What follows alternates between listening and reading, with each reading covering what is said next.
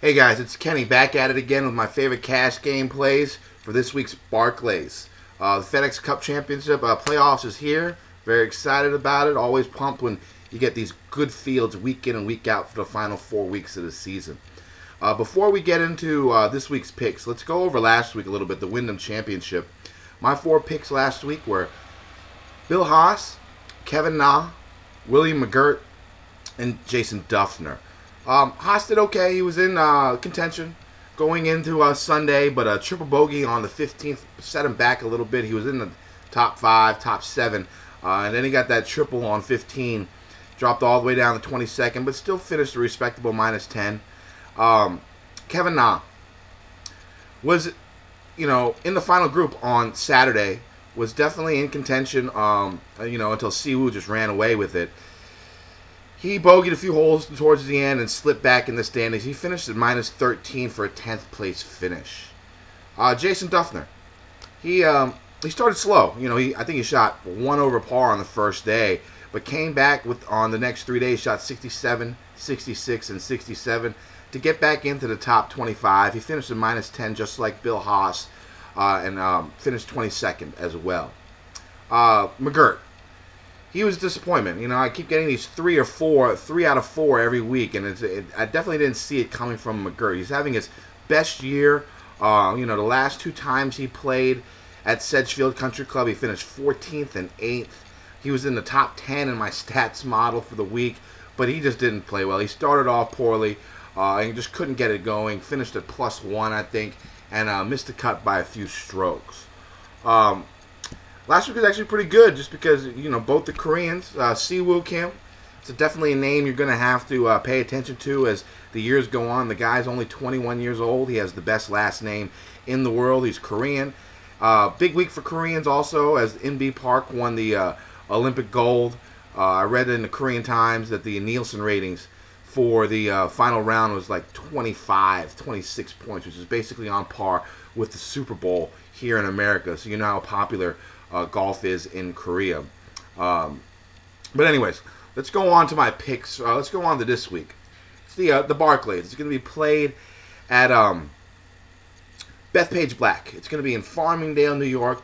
Probably one of the most famous, best public courses in America. Very, very difficult. Everyone knows about that warning sign they have on the first tee about how difficult the course is. It's a long par 71. 3 par 5s, 4 par 3s, thick rough, bunkers, huge bunkers, deep bunkers, narrow fairways. I think the main difficulty here is going to be the thick rough. It's not that long, but it's very gnarly. And also the fact that the bunkers sort of guard the front of all the greens. And the greens slope from back to front, which is a A.W. Tillinghast, staple, which is who designed the course.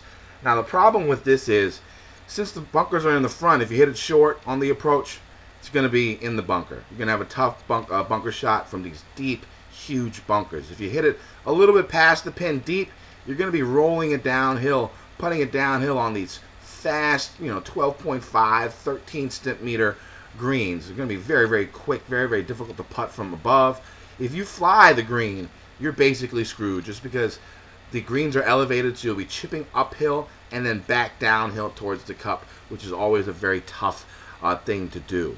So some of the stats that I'm going to look for this week is going to be ball striking, which is a combination of driving accuracy, driving distance, and greens in regulation. Proximity from 200 plus, golfers will hit around 5 to 7 shots from 200 plus every round. Strokes gained around the green, just because they're going to, with these small greens and the thick rough on the fairways, greens are going to be missed. Getting it up and down will be important. And even though there's only 3 par 5s, I'm looking at par 5 scoring this week as well, just because you have to score on these par 5s to get your name up the leaderboard come Sunday. If you'd like a more detailed description of the course and my key stats and all my picks for this week's Barclays, check out my article on projectroto.com. It's up now. It's free for everyone to read. So let's go on with the picks for this week. First up, let's start up top. I like Jason Day. I think he makes a good cash play. And with the amount of lower, value plays under 7K, he's definitely usable in cash. But I'm going to save the $700 and start up top with Henrik Stenson at $11,700. He's been having a great season. He's probably the hottest golfer on tour at the moment in time. He has 5 top 7s in his last 7 events with 2 victories and an Olympic silver medal. He should be able to stay out of the thick rough by using his accurate 3-wood, and he doesn't lose too much distance with that 3-wood because he still hits it about 300 plus. He's number 1 in ball striking and greens in regulation on tour. He makes a lot of birdies, plays par 5s well, and he finished 9th here in 2009. He also finished 7th at Baltusrol last month for the PGA Championship, and that's another Tillinghast designed course that has similar attributes to this week's Bethpage Black. All right, next pick. It's going to be Phil Mickelson at $9,700.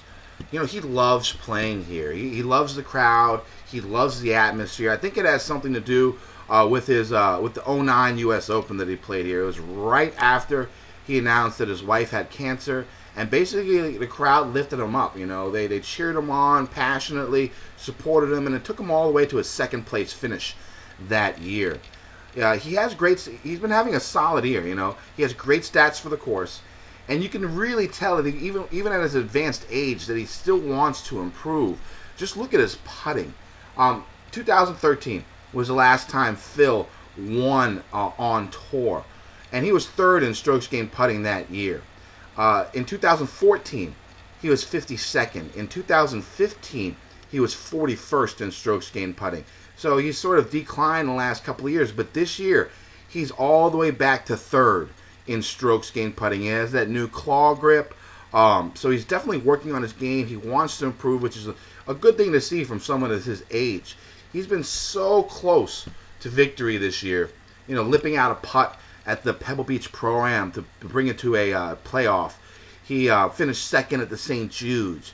He had a duel at the Open with Stenson where his winning score would have won 99% of all the Opens. He wants another victory, and what better place than in front of this crowd in New York. Stat-wise, he's great in almost everything except ball striking. But the thing is, he's so good around the greens, and he's so good at putting that he can make up for that. So I like Phil at $9,700 a lot. He's actually going to be my pick to win this week. Next up, it's going to be Patrick Reed at $8,800.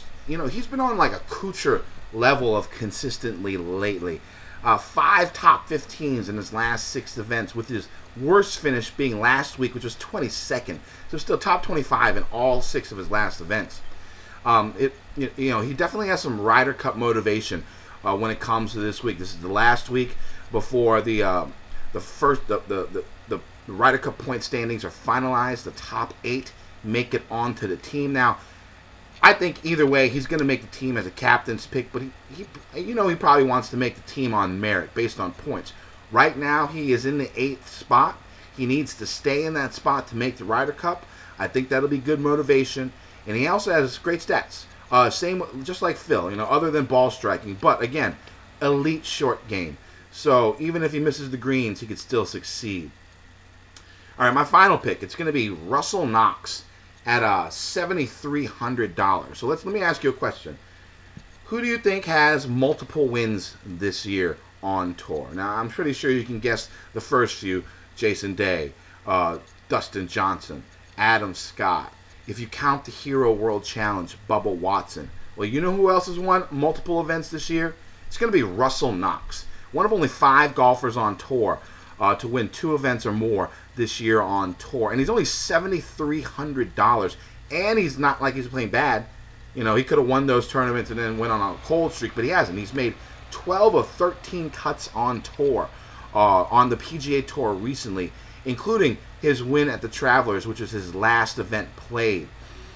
He's above average in most stats, but he's elite in ball striking and greens and regulation. He makes this great safe cash option, in my opinion. I think he's going to make the cut. But as you can see with his victories, he does have the upside to help you in GPPs as well. And the Travelers wasn't that great of a field, wasn't that high level field, but in the fall he won a WGC event, so definitely strong field in that event. All right, so let's go back over my 4 picks. It's going to be Henrik Stenson at $11,700, Phil Mickelson at $9,700, Patrick Reed at $8,800, and Russell Knox at $7,300. Now it seems, again, sort of top heavy. If you use these 4 guys in your cash lineup, you only got about $1,300 or so left to spend. But it's so, the field is so deep and the prices are so soft. There's so much value under $7K that I really don't mind using a couple of guys under $7K. Usually that's not my go-to. I usually try and stick with one guy under $7K that I like and try to build a more balanced lineup up top. But this week, you can definitely go stars and scrubs with the amount of value there is under $7K. And just throw one of my guys out that I like. This one's going to be your deep, cheap sleeper for cash games. Take a look at Ricky Barnes at $5,800 this week. He has 2 top 5 finishes in his last 3 events, and both of them were on bent grass, just like the way it is this week at Bethpage Black, which uses bent grass greens. He also finished 24th here in 2012 for the Barclays, and he finished 2nd behind Lucas Glover here in 2009. So you know that he likes the course. He has good form. I think he makes a good low-level cash game play that I think will definitely make the cut and have some upside. All right, guys. Well, that's it for this week. Good luck. I'll be back next week for the Deutsche Bank Classic. I love the FedEx Cup playoffs, one of my favorite things. Also, make sure you check out my podcast on, it's called The Fantasy Golf Degenerates. It's on iTunes. Check it out. Also, check out my article on ProjectRoto.com every week for free.